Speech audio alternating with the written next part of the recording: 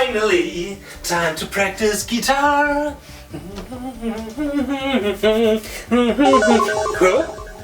Huh?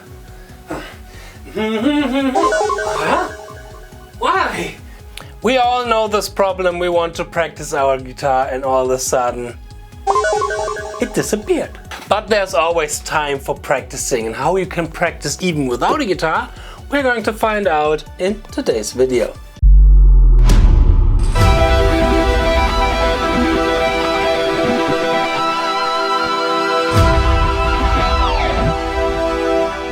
Hey Guitar Chamber, what's going on? I'm Justin Hombach, back from my practice cave, and welcome to today's video. As you know, I love practicing, but sometimes we are on a vacation trip, or we are on a long bus ride, or whatnot, eating soup with our grandmothers and granddaddies, and we are in situations where we can't do the thing that we love the most, which is hopefully practicing guitar.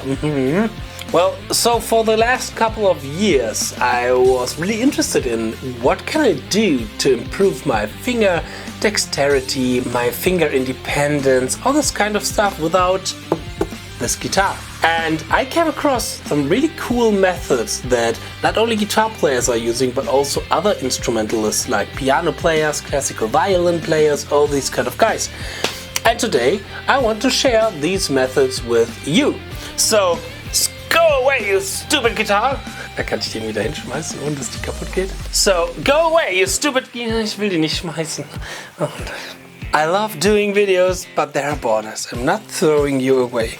But yeah, let's check out these methods. The first method, how you can improve on your instrument and on your musicality, is pretty easy. The first methods are actually pretty easy. And this is just consuming guitar-related stuff. It helps a lot to, when you're not practicing guitar, when you're sitting on a bus drive or whatnot, to just watch YouTube videos about guitar. Watch live performance from your favorite players, or live performances from players that you want to get into it. For example, when I started studying jazz guitar, I love to watch live performances from George Benson, Pat Martino, Alan Holdsworth, Wes Montgomery. Even if I'm not really understanding what they are doing, just to see it visually helped me a lot to realize what this possibly could be what they are doing. Or if you are interested in really fast music, then watch videos from really fast guitar players, really technical guitar players. Live performances, lessons, we have all these kind of stuff on YouTube, and even on platforms like Instagram or TikTok and all these kind of other modern stuff. And even in the beginning it seems like really abstract what they are doing. The more you get into it, the more you recognize certain finger shapes, certain patterns, and then you see, oh, I did this and that solo, oh, I learned this, and Justin Hombach, cool new YouTube video, because that's tip number 2, watching all day long Justin Hombach's videos. No, not actually, but this helps a lot, not only for your musicality, to learn the vocabulary, to listen to the vocabulary that is needed to get improved in this kind of genre. You see it also visually, which helps a lot. Okay, tip number 2 is trying to imagine yourself playing hard sections. I play in a band called Eternity's End. If you don't know Eternity's End, but you are a fan of Race X or Cacophony and all the 80s shrapnel kind of stuff and power metal, then you have to check out Eternity's End. This is definitely the hardest stuff that I've learned on guitar. And to get prepared for touring, I not only played these sections on the guitar, I, for example, went out for a walk around the block or go for a hike or whatnot. Or when I was driving in my car, I didn't have any music on, because I took this time to trying to imagine myself playing these sections. And when I couldn't see myself playing a certain section, like for example, I imagine myself playing a certain arpeggio or a certain instrumental unison kind of thing, and in this section when there was a part which I couldn't remember, like really visually, okay, this was that fret and here was my finger here and there, then I knew instantly, okay, this is something where I should work on. Or I really focused trying to remember really slowly, okay, that was the middle finger, that fret, pinky, this fret, index finger after that on the G string, 9th fret, really slowly. Because playing this thing here is a mixture out of hearing what we are doing and seeing what we are doing. And the visual aspect is extremely important. We are different learners, and I know for myself, I am definitely more kind of from the visual side learning something than from the listening side. Even though I have a trained ear due to my profession as a musician, but most of the stuff I learn visually. It helps me a lot to think in these kind of boxes and these kind of shapes.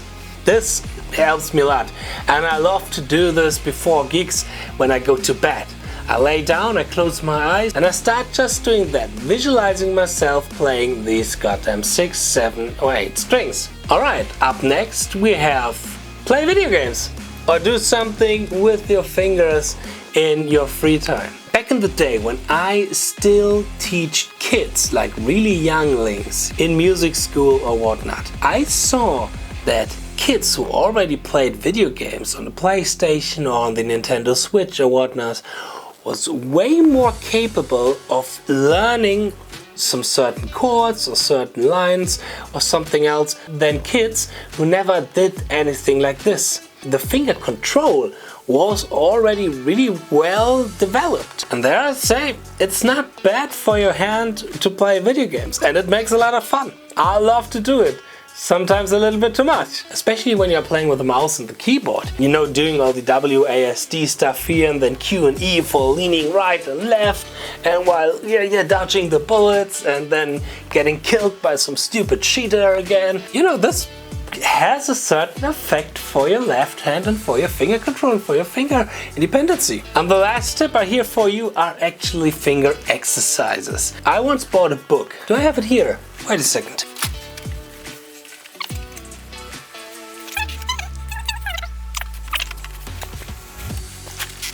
Here, finger Qigong.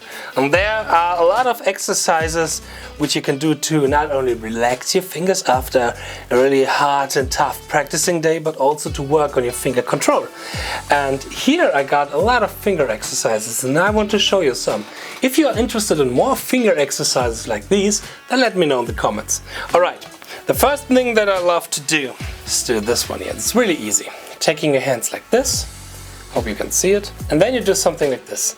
Crossing your pinky, crossing your ring finger, crossing your middle finger, crossing your index finger, crossing your middle finger, ring finger, pinky, and then, I don't know, switching around. Index finger, ring finger, middle finger, pinky. Then I do something for my left hand, like this. I hold it like this. And then I sequences fingers that goes through to my thumb, like index, ring, middle, pinky, pinky, ring, index, middle, pinky, ring, index, middle, da da da da da da da, hola, da da da da da da da da da da.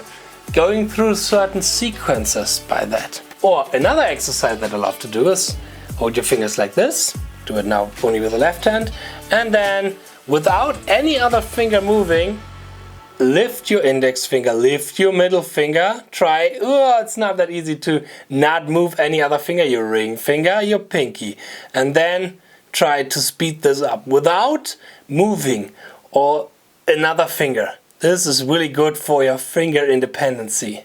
Then of course, learn the Spock. This one here, to get feeling for the stretch, for the independency between your middle finger and your ring finger, you know. There's so much more, but these are, I would say, the 3 exercises that I did the most. If you want some more finger exercises like this, then let me know in the comments. Yes, and these are a few ways how you can practice your guitar without practicing the guitar. So I hope you liked this little video. I hope I'm going to see you in my next video. Cheers so far, stay progress, and goodbye.